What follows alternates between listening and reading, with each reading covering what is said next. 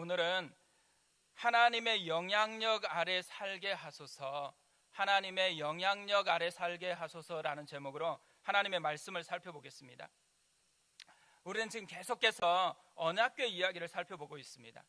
사무엘서를 살펴보면요, 이 언약궤 이야기가 좀 독특한 위치에 기록이 되어 있습니다. 엘리 시대와 사무엘 시대 사이에 놓여 있습니다. 그뿐 아니라 더 넓게 보면 사사 시대와 선지자 시대, 더 나아가서는 사사 시대와 왕정 시대 사이에 이 언약궤 이야기가 놓여 있습니다. 무엇을 얘기하고 싶은 것일까요? 이 언약궤 이야기가 단순한 이야기가 아니라는 거예요. 한 시대를 마감하고 새로운 시대를 여는 키, 열쇠 역할을 하고 있다라는 말입니다. 언약궤 이야기 어떤 부분이 키 역할을 하고 있을까요? 언약궤 이야기를 요약해보면 이것이 잘 드러난다고 생각합니다. 4장에서는 언약궤를 전쟁터로 가지고 왔지만 하나님은 침묵하셨습니다. 이스라엘은 패했고 언약궤는 빼앗겼습니다. 5장에서는 그 침묵하셨던 하나님이 블레셋 땅에서 언약궤를 통해서 다곤과 블레셋 백성과 싸웠습니다. 그리고 승리하셨습니다. 하나님이 여전히 살아계시고 주권적으로 역사하시는 진짜 통치자이다라는 것을 드러내셨다라는 것이죠. 6장에서는 이 언약궤가 귀환을 하고 있습니다. 그러니까 승리하신 왕이신 하나님이 귀환하고 있다라는 것입니다. 언약궤의 메시지를 한마디로 요약한다 그러면요, 인간이 비록 실패했지만 하나님은 여전히 다스리고 있다라는 거예요. 하나님이 진짜 왕이시다라는 말입니다. 결국 하나님의 왕되심이 다시 드러날 때 시대가 바뀌게 되어진다라는 거죠. 왕이신 하나님이 자신의 통치를 드러내실 때 말씀이 희귀했던 시대가 마감되고 말씀의 시대가 열린다라는 것입니다. 왕이신 하나님의 영광이 드러날 때 어둠의 시대, 이 영적인 어둠의 시대였던 사사 시대가 끝나고 새로운 선지자와 왕의 시대가 열린다라는 말입니다. 세계 최고 리더십 전문가로 알려진 존 맥스웰 목사님이 이렇게 리더십을 정의를 했습니다. 리더십은 영향력이다. 이 말을 생각해 보면요, 우리의 진짜 리더가 누구냐, 이 문제는 우리가 누구의 영향을 받고 움직이느냐에 달려 있다라는 말입니다. 다른 말로 하면 우리의 진짜 왕이 누구냐는 우리가 누구의 영향을 받고 움직이느냐의 문제라는 것이죠. 따라서 하나님이 진짜 왕이시다, 이 말은 하나님의 영향력 아래서 살라라는 것입니다. 그때에 우리 인생의 새로운 시대가 열려진다라는 것이죠. 우리의 모습이 어떨까요? 하나님의 왕되심을 인정하고 있습니까? 우리는 누구 왕국에서 살고 있을까요? 나의 욕망이 다스리는 왕국일까요? 아니면 진짜 하나님이 다스리는 왕국일까요? 우리는 누구의 영향력 아래 살고 있을까요? 세상의 영향력일까요? 아니면 하나님의 영향력 아래 살고 있을까요? 우리 인생이 새롭게 되기를 원하잖아요. 다 새롭게 되기를 원해요. 우리 인생이 진짜 새롭게 되어지려면 우리가 하나님의 왕되심을 인정해야 한다라는 것입니다. 하나님의 영향력 아래서 살아가야 된다라는 말이죠. 짐 엘리엇이라는 선교사가 있습니다. 28살에 젊은 나이에 순교를 했습니다. 비록 짧은 삶을 살았거든요. 그런데 그가 남긴 글들은 지금도 무겁게 영향력을 미치고 있습니다. 그의 남겨진 글들을 모아가지고 만들어진 책이 있거든요. 근데 이 책에 보면 정말 우리의 마음을 강하게 두드리는 그런 많은 명언들이 있습니다. 이런 것들이에요. 영원한 것을 얻고자 영원할 수 없는 것을 버리는 자는 바보가 아니다. 아버지, 저로 분기점 같은 사람이 되게 하소서. 제가 접하는 사람들을 결단의 기도로 이끄소서. 저는 직선 도로의 표지판이 되고 싶지 않습니다. 저를 갈림길로 삼아 주소서. 그리하여 사람들이 제 안에 계신 그리스도를 보고 어느 쪽으로든 하나를 택해야만 하게 하소서. 하나님, 마른 막대기 같은 제 삶에 불을 붙이사 주님을 위해 온전히 소멸하게 하소서. 저는 오래 사는 것을 원치 않습니다. 다만 주 예수님처럼 꽉 찬 삶을 원합니다. 짐 엘리엇의 아내가 전기를 썼거든요. 그런데 이 책 제목을 전능자의 그늘이라고 붙였습니다. 왜 이렇게 제목을 붙였을까요? 그가 전적으로 하나님의 영향력 아래서 사는 삶을 추구했기 때문인 것이죠. 우리도 그랬으면 좋겠어요. 우리도 전적으로 하나님의 영향력 아래 살아갔으면 좋겠습니다. 하나님이 우리의 힘이 되어진다라는 것, 하나님이 이끄시는 인생이 무엇인지를 진짜 맛보는 그런 인생이 됐으면 좋겠어요. 이렇게 하나님의 영향력 아래서 살아가기 위해서 어떻게 해야 될까요? 오늘 말씀을 통해서 그걸 좀 살펴보려고 합니다. 하나님의 영향력 아래서 살기 위해서는요, 자기의 소견에 옳은 대로 행하지 말고 말씀대로 행해야 한다는 것입니다. 하나님의 영향력 아래 살기 위해서 가장 먼저 해야 될 게 있다면 하나님 그분을 아는 거죠. 그분의 마음을 알아야 되는 거잖아요. 근데 하나님의 마음이 어디에 담겨 있나요? 하나님의 말씀에 담겨 있습니다. 말씀을 가까이 해야 하는 것이죠. 말씀을 통해서 하나님의 마음이 뭔지를 알아야 된다는 거예요. 오늘 언약교의 귀한 이야기를 우리가 살펴보는데요, 블레셋과 베세메스에서 일어난 이야기를 담고 있습니다. 그런데 오늘 말씀을 자세히 보면요, 진짜 안타까운 게 있어요.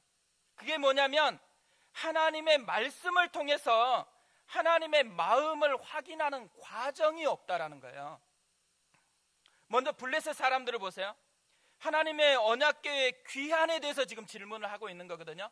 그러면 누구에게 물어야 할까요? 언약궤의 전문가인 제사장을 불러서 물어야 되죠. 그런데 이들이 부른 사람이 누구예요? 2절에 보세요. 블레셋 사람들이 제사장들과 복술자들을 불러서 이르되 우리가 여호와의 궤를 어떻게 할까? 그것을 어떻게 그 있던 곳으로 보낼 것인지 우리에게 가르치라. 여기 제사장은 여호와의 제사장이 아니에요. 이방 신들의 제사장입니다. 복술자는 누구예요? 점쟁이, 요즘 같으면 점치는 사람들이거든요.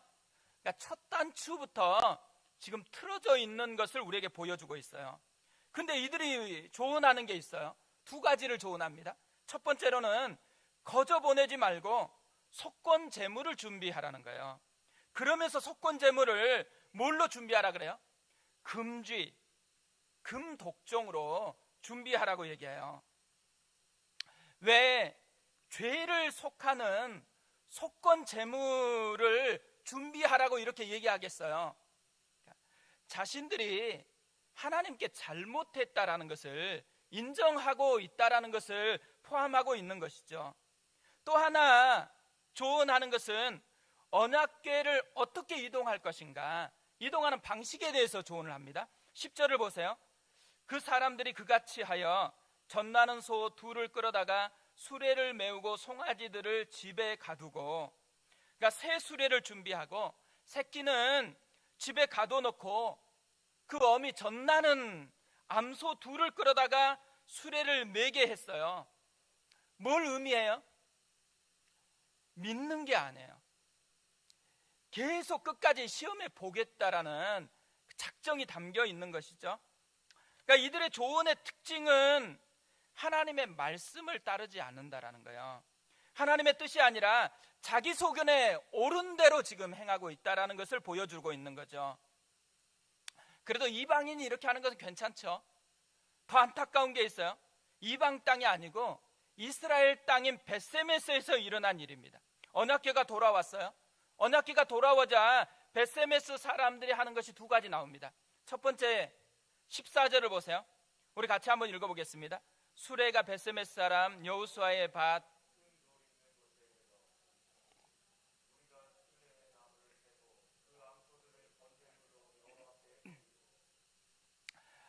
처음으로 한 것은 너무 기뻐가지고 제사를 드리는 것이었어요.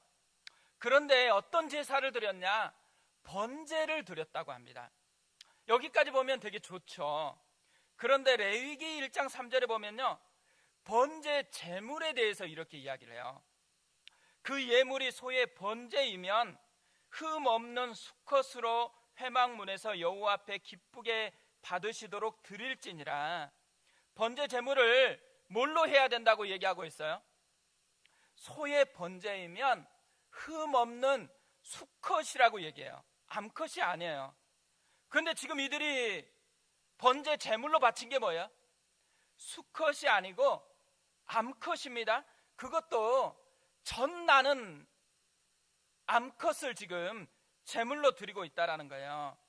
이 벳세메스의 제사가 우리에게 보여주고 있는 게 뭘 보여주고 있어요? 예배의 기본기가 다 무너졌다라는 거예요. 그만큼 예배가 무너져 있다라는 말을 하고 있는 거죠. 실로의 성막에서 예배가 무너지니까요, 삶의 현장에서 드리는 예배까지 싹 다 무너져 버리고 있다라는 것을 보여주고 있는 것이죠. 저는 이 모습이 안타깝게도요, 지금 우리 시대를 보여주고 있지 않나라는 생각이 참 많이 들었습니다. 우리 시대가 어때요? 우리 시대에 진짜 회복해야 될 게 있다면 뭘 회복해야 될까요?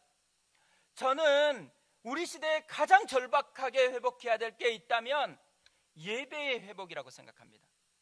개척하고서 가장 간절하게 사모한 한 가지가 있다면 예배가 회복되는 것이었어요.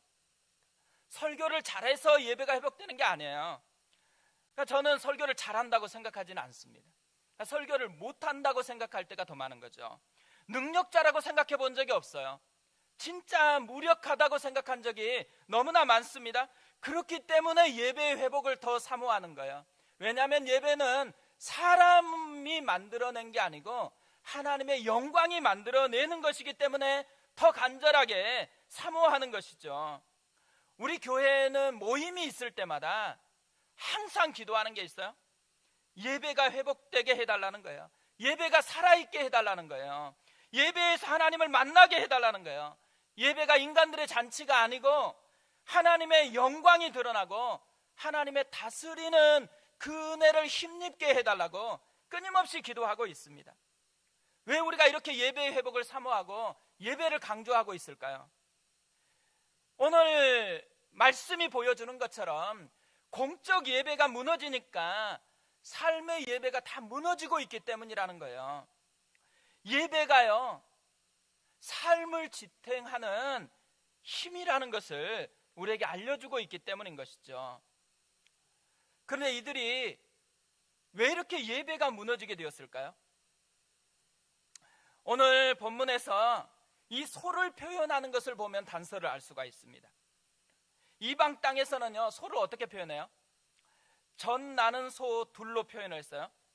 근데 지금 번제를 드리고 있는 이스라엘 땅에서는 소를 뭘로 표현하고 있어요? 그 암소라고 표현하고 있어요. 수소가 아니라는 말을 강조하고 있다는 거죠. 그러니까 뭘 얘기하고 싶은 거예요? 이들이 지금 하나님의 말씀대로 하지 않고 자기 소견에 옳은 대로 제사를 드리고 있다는 것을 강조하고 있다는 거죠.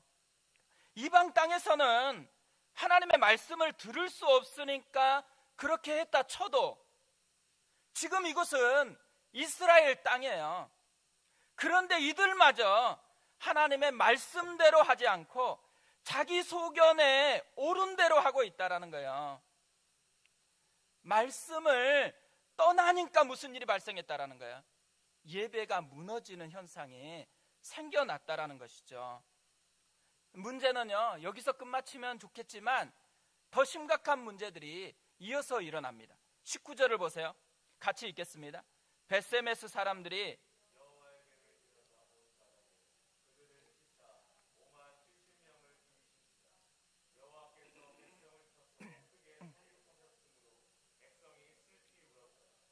무슨 일이 벌어졌어요? 예배 드렸잖아요.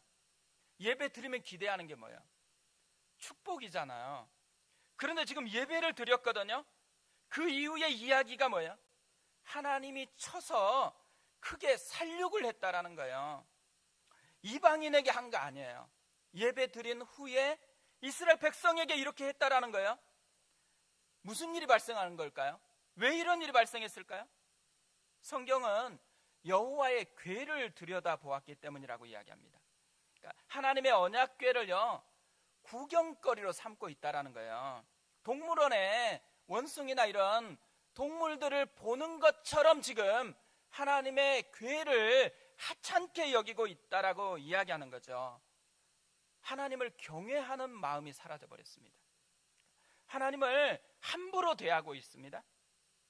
그뿐 아니에요. 20절 21절 말씀도 보세요. 벳세메스 사람들이 이르되 이 거룩하신 하나님 여호와 앞에 누가 능히 서리요 그를 우리에게서 누구에게로 올라가시게 할까 하고 전령들을 기럇 여아림 주민에게 보내어 이르되 블레셋 사람들이 여호와의 궤를 도로 가져왔으니 너희는 내려와서 그것을 너희에게로 옮겨가라. 심각한 하나님의 징계에 대해서요, 이스라엘 백성들이 어떻게 반응하고 있는지를 보여주는 거거든요. 그러니까 너무 두려웠던 거죠. 두려워서 뭐래요? 기럇 여아림으로 언약궤를 보내버렸다고 이야기합니다. 그러니까 무엇을 이야기하고 있는 거예요? 지금 이스라엘 백성들이요, 이방인 블레셋과 똑같은 짓을 하고 있다라는 것을 얘기하고 있다라는 거죠. 블레셋 사람들은요, 그래도 좀 낫어요. 뭐가 낫어요? 이 궤를 옮길 때마다 회의를 했어요. 어떻게 해야 될지 의논도 했거든요. 근데 이스라엘 백성들은 지금 어떻게 하고 있어요? 의논도 하지 않아요. 바로 기계적으로 보내버리고 있다라는 거예요. 이들이 왜 이렇게 하고 있을까요? 하나님의 마음을 모르기 때문이죠. C.S. 루이스는 고통은 하나님의 확성기다, 이렇게 이야기를 했습니다. 지금 이스라엘 백성들이 엄청난 고난을 받았어요. 그 말은 지금 하나님의 확성기를 통해서 하나님이 부르짖고 있는 소리를 들어야 하는 것이에요. 무슨 소리를 들어야 할까요? 하나님을 멀리 떠나라는 것일까요? 아버지의 품으로 돌아오라는 거예요. 그 정도 했으면 내 품으로 돌아와야 되지 않겠니? 이 하나님의 절규가 담겨있는 표현인 것이잖아요. 고린도후서 5장 17절 말씀에 이렇게 되어 있습니다. 그런즉 누구든지 그리스도 안에 있으면 새로운 피조물이라 이전 것은 지나갔으니 보라 새 것이 되었도다. 모든 것이 하나님께로서 났으며 그가 그리스도로 말미암아 우리를 자기와 화목하게 하시고 또 우리에게 화목하게 하는 직분을 주셨으니, 무슨 말씀을 하고 있는 거냐면 그리스도인이 된 후에 붙잡아야 될 1번, 우리가 예수를 믿었다면 1번 붙들어야 될 게 뭔지에 대해서 얘기하는 거예요. 그걸 뭐라고 얘기하고 있어요? 화목. 하나님과 화목하게 되는 것이다. 하나님께서 자기 백성을 삼고요, 자기 자녀를 삼고 원하시는 첫 번째가 뭐냐면 화목이래요. 화목. 다시 돌아왔으면 이제는 친밀한 교제를 회복하자라는 것, 이것이 하나님의 마음이라는 거죠. 그런데 지금 이스라엘 백성이 어떻게 했다라는 거예요? 하나님께 돌아가는 대신에 세상 사람들과 똑같이 고난에 대해서 반응해 버렸습니다. 아버지의 품에 안기는 대신에 하나님을 멀리하는 것으로 끝내버렸다라는 것이죠. 그러니까 뭘 보여주고 있는 것일까요? 하나님의 영향력 아래서 사는 인생은 아니었다라는 거예요. 세상의 영향력 아래서 살아가고 있었다라는 거예요. 그것이 지금 드러나고 있다라는 것을 보여주고 있는 거죠. 껍데기는 하나님의 백성이라는 타이틀을 가지고 있었어요. 근데 실제로는 뭐예요? 하나님의 백성처럼 사는 게 아니고 세상의 사람들처럼 살아가고 있었다라는 것입니다. 이들이 왜 이렇게 됐다고요? 이들의 근원적인 문제가 뭐였다라고 얘기하죠? 결국 이들의 삶에 하나님의 말씀이 없었다라는 거예요. 말씀의 영향력 아래 살고 있지 않다 보니까 자꾸 자기 소견에 옳은 대로 자기의 본능대로 행하는 모습이 생겨났다라는 거죠. 말씀이 없으니까 예배가 무너졌죠. 말씀이 없으니까 고난당하자 하나님의 방식이 아니고 세상의 방식을 따라가는 사람이 되어버렸다라는 거예요. 그러니까 결국 뭘 얘기해요? 말씀이 신앙생활의 기본이라는 거예요. 말씀이 신앙의 뿌리라는 것을 얘기하고 있는 거죠. 그래서 우리가 교회에서요 말씀을 강조하는 거예요. 온 바이블, 또 이제 90일 성경 통독 왜 하자 그럴까요? 말씀이 그만큼 우리에게 생명을 주기 때문이라는 거예요. 이번 주부터 이제 거리두기가 강화되거든요. 만날 수가 없어요. 이 말은 뭘 의미할까요? 이제 진짜 말씀 앞으로 더 나아갈 때가 되었다라는 의미일 것입니다. 이번 주에 온 바이블 요나서 개관 강좌가 있습니다. 많이 참여해 줬으면 좋겠어요. 특히 90일 성경 통독이 이제 이번 주부터 시작하거든요. 오늘 오리엔테이션을 오후 5시에 줌으로 한다고 합니다. 오늘 뭐 전화, 이렇게 카톡으로 신청해 주셔도 돼요. 하고 싶은 분들은 더 많이 신청했으면 좋겠어요. 이때를 말씀을 붙잡는 것으로, 말씀의 영향력 아래 살아가는 것으로 우리가 나아갔으면 좋겠습니다. 하나를 더 살펴보려고 하는데요. 여기 나오는 이 벳세메스 사람들, 이들이 누구인가요? 벳세메스는 원래 유다 지파에 배분된 그런 지역이었습니다. 그런데 여호수아 21장 13절 이하에 이렇게 되어 있어요. 제사장 아론 자손에게 준 것은 살인자의 도피성 헤브론과 그 목초지요, 또 림나와 그 목초지와 16절에 보면 아인과 그 목초지와 유다와 그 목초지와 벳세메스와 그 목초지이니 이 두 지파에서 9성읍을 냈고, 뭘 얘기하고 있는 거예요? 벳세메스는 아론의 제사장들에게 분배된 땅이었다라는 거죠. 지금 여기 나오는 벳세메스 사람들은 일반인이 아니에요. 제사장 가문에 속한 사람들이에요. 제사장 가문 하면 뭘 해야 되는 사람들이에요? 적어도 3가지 분야에서는 전문가가 되어야 되는 사람입니다. 제사에 대해서는 전문가가 되어야 돼요. 언약궤와 성막에 대해서 전문가가 되어야 돼요. 하나님의 말씀에 대해서 전문가가 되어야 되는 사람들이거든요. 근데 지금 보세요. 번제 제물을 수소로 드려야 되는데 암소로 드리고 있어요. 제물을 뭘로 드려야 될지 아주 기본적인 것마저 구별조차 못하고 있어요. 언약궤를 어떻게 다루어야 될지, 어떻게 대해야 될지 전혀 모르고 있어요. 하나님의 징계에 대해서 말씀으로 어떻게 반응해야 될지 전혀 모르고 있습니다. 이것이 우리에게 전달하고 있는 메시지가 뭘까요? 아무리 제사장이라도요, 말씀을 떠나니까 자신의 존재 가치를 잃어버리고 있다라는 거예요. 그러니까 말씀을 떠나니까 세상 사람들과 별반 차이가 없다라는 거예요. 그러니까 말씀을 떠나는 것이 인생의 가장 큰 재앙이다라는 것을 보여주고 있는 샘플입니다. 근데 오늘 말씀을 다시 한번 상상을 해보세요. 하나님이 왜 많은 이스라엘 지방 가운데서 벳세메스로 하필 언약궤를 귀환시켰을까요? 제사장 가문이 있는 마을이기 때문이라는 거예요. 뭘 얘기를 하는 거예요?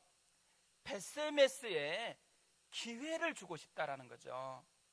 하나님의 영광이 다시 돌아왔다라는 것을 온 이스라엘에게 선포할 절호의 기회를 주고 싶었다라는 거예요.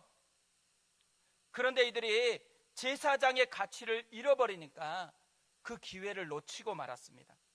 만약에 이들이 자신의 제사장 가문에 주신 가치를 제대로만 알고 있었다면 얼마나 좋았을까요? 제사장 가문에 주어진 사명대로 예배를 지켜내고 있었다면 얼마나 영광스러웠을까요? 비록 하나님의 징계가 주어졌지만 이것은 떠나라는 말이 아니고 돌아오라는 하나님의 마음이 담겨 있다라는 것을 말씀을 통해서 알고만 있었다면 얼마나 좋았을까요? 그러기 위해서 일상에서 세상이 아니고 하나님의 말씀에 반응해서 살았다면 얼마나 좋았을까요? 하루하루 일상에서 말씀으로 하나님 앞에 살아가는 그 삶을 준비했었다면 지금이 얼마나 좋은 기회로 작동하고 있을까요? 우리의 삶은 어떨까요? 우리는 하나님의 백성 되었다라는 이 가치를 정말 느끼고 있을까요? 아니면 우리의 가치를 모르고 세상의 풍파에 휩싸여서 그렇게 살아가고 있을까요? 우리 입술에 불평이 있을까요? 찬양이 있을까요? 골로새서 1장 13절에서는 이렇게 말씀합니다. 그가 우리를 흑암의 권세에서 건져내사 그의 사랑의 아들의 나라로 옮기셨으니, 그리스도인이 된다는 것은요 단지 한 가지 종교를 선택하는 것이 아니라는 말이에요. 완전히 새로운 존재가 된다는 거예요. 나라가 바뀌고 왕이 바뀌는 그 사람이 된다는 것을 이야기하고 있어요. 팀 켈러 목사님은 이 그리스도인이 된다는 것을 이렇게 말씀하고 있습니다. 이는 단지 새로운 신념과 윤리 실천을 받아들이는 것 그 이상이다.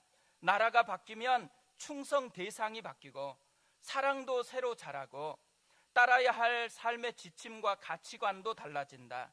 그래서 마음과 가정과 관계와 공동체의 문화 전반이 치유되고 재창조된다. 하나님의 영광 쪽으로 우리의 방향이 바뀌기 때문이고 그분의 말씀과 성령을 통해 우리가 왕이신 예수님의 권위 아래 놓이기 때문이다. 그리스도인이 된다는 것은요 이처럼 우리의 왕이 바뀌게 된다는 거예요. 예수 그리스도가 우리의 왕이 되셨다는 것을 선포한다는 거죠. 그래서 우리가 해야 될 일은 한 가지입니다. 이전에 왕이었던 세상의 영향력 아래 사는 삶을 버리고 새롭게 우리의 왕이 되신 예수 그리스도의 영향력 아래서 그분을 따르고 그분을 사랑하고 그분을 섬기는 사람이 되어진다는 거예요. 지난주에 이 말씀을 묵상하면서요 계속 생각났던 찬양이 있습니다. 하나님 아버지의 마음이라는 찬양이에요. 아버지, 당신의 마음이 있는 곳에 나의 마음이 있기를 원해요. 아버지, 당신의 눈물이 고인 곳에 나의 눈물이 고이기를 원해요. 아버지, 당신이 바라보는 영혼에게 나의 두 눈이 향하길 원해요. 아버지, 당신이 울고 있는 어두운 땅에 나의 두 발이 향하길 원해요. 나의 마음이 아버지의 마음 알아 내 모든 뜻 아버지 뜻이 될 수 있기를. 나의 온 몸이 아버지의 마음 알아 내 모든 삶 당신의 삶 되기를. 우리가 이 마음이었으면 좋겠어요. 근데 이 마음을, 이 찬양을 한마디로 요약하면 뭐겠어요? 하나님의 영향력 아래 살고 싶다라는 거예요. 말씀의 영향력 아래 살고 싶다라는 거죠. 내일부터 거리두기 4단계가 되어집니다. 예배도 다음 주부터는 비대면으로 영상으로만 드립니다. 제자 훈련도 할 수 없이 종강을 했습니다. 사역 훈련도 오늘 종강을 하게 되어집니다. 외형적으로는 모든 게 멈춘 것 같아요. 근데 이때 진짜 해야 될 것 한 가지 있습니다. 말씀을 가까이 하는 것이라는 거예요. 거리두기의 영향력이 아니고 하나님의 영향력 아래에 살아가는 삶을 우리가 도전해야 한다는 거죠. 세상이 우리의 왕이 될 수 없습니다. 오직 예수 그리스도만이 우리의 참된 왕이시다라는 거, 이 은혜를 우리가 누렸으면 좋겠습니다. 우리 그 마음을 가지고 방금 읽어드렸던 찬양입니다. 이 찬양으로 하나님 앞에 나아갔으면 좋겠습니다.